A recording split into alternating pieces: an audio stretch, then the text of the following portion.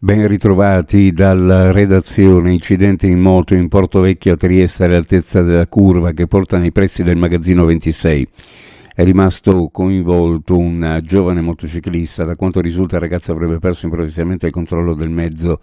Viaggiava in sella ad una Honda CBR ed è andato a sbattere contro un albero. Non è chiaro se rischia la vita. Il ragazzo diciottenne viaggiava in sella con una ragazza minorenne. Lui, secondo testimonianze di alcuni turisti che hanno visto i due a terra e che hanno immediatamente chiamato i soccorsi, era incosciente. Il giovane è stato intubato sul posto.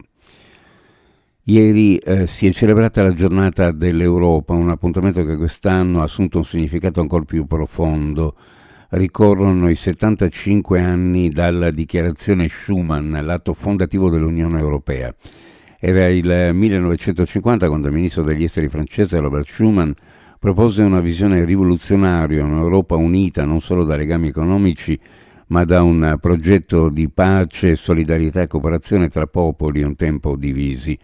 Lo ha affermato l'assessore regionale alle infrastrutture Cristina Mirante a margine dell'incontro con Antonella Sberna, vicepresidente del Parlamento europeo, svoltosi a Pordenone in occasione della 75esima giornata dell'Europa. Sport e calcio, finisce in parità la finale di andata tra Caldiero e Triestina. Il match andato in scena nella serata di ieri ha visto generale parità tra le due squadre. Da segnalare il rosso a Frare a un quarto d'ora dalla fine.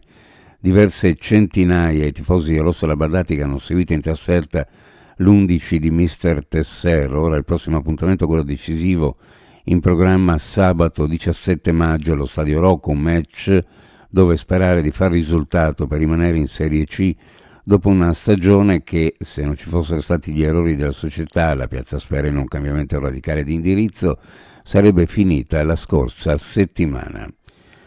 Sul neutro del Pala GSM Aim, davanti agli oltre 700 fedelissimi che hanno seguito la squadra in terra scaligera nell'ultima sfida di stagione regolare, la Pallacanestro Trieste viene a capo del Rebus Banco di Sardegna, chiudendo la sfida 92-76, portando a casa un successo meritato e fortemente voluto. 2 punti che blindano il sesto posto e conseguentemente il piazzamento in Europa nella prossima stagione, obiettivo irrinunciabile nell'ambizioso processo di crescita perseguito dal presidente Paul Matjasic. Adesso, con le spine nel fianco legate alle condizioni di salute di Ruzier e Valentine, sotto con i play-off. Domenica sera a Trieste si scoprirà l'avversaria che sarà chiamata a sfidare nei quarti di finale. Nei prossimi giorni capirà anche la reale situazione dei suoi infortunati e conseguentemente con che squadra riuscirà ad affrontarli. In chiusura uno sguardo alle previsioni meteorologiche per la giornata.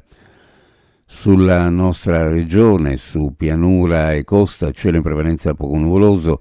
Sulla zona montana poco nuvoloso al mattino, nuvolosità variabile al pomeriggio, possibili rovesci temporali sparsi che potrebbero interessare marginalmente anche l'alta pianura, venti a regime di brezza. Per quanto riguarda le temperature minime in pianura, fra 8 e 11 gradi, sulla costa fra 11 e 14, le massime in pianura fra 21 e 24, sulla costa fra 18 e 21 gradi centigradi.